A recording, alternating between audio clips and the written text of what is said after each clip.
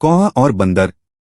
एक बार की बात है, जंगल में एक घने पेड़ पर बनाए घोंसले में कौए का एक जोड़ा अपने बच्चों के साथ चैन से रहता था।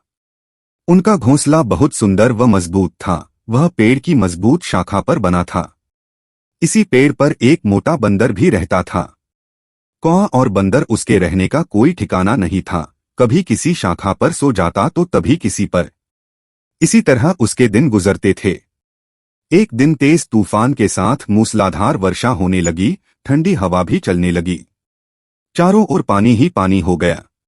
इस खराब मौसम में भी कौओं का जोड़ा अपने बच्चों के साथ घोंसलों में सुरक्षित था, लेकिन बंदर को कोई सुरक्षित स्थान न मिला। वह वर्षा में भीगता हुआ ठंड से कांपता रहा।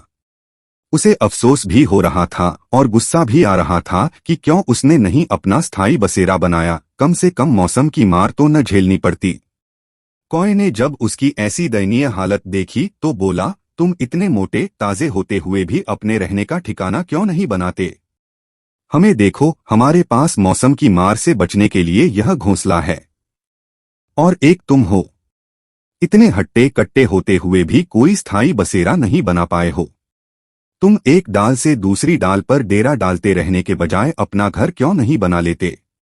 ईश्वर ने तुम्हें दो हाथ दिए हैं, उनका सदुपयोग क्यों नहीं करते? मौसम की मार झेल रहा बंदर वैसे ही क्रोध में भरा बैठा था। कौए की यह बात सुनकर बंदर का पारा गर्म हो गया। वह गुस्से में बोला, तू मूर्ख काला कौआ, तेरी हिम्मत कैसे हुई मुझे सलाह देने की? मैं क्या करूं क्या नहीं? लगता है तुम तमीज भूल गए हो।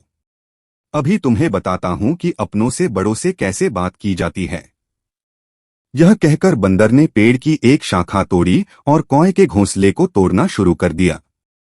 थोड़ी ही देर में घोंसले के तिनके बिखर गए। कौए के बच्चे नीचे गिरकर मर गए, लेकिन कौए का जोड़ा किसी तरह जान बचाकर उड़ गया। अब उन्हें अपने बच्चों की मौत के साथ बंदर को सलाह देने का भी दुख था। इसके अलावा वे और कर भी क्या सकते थे?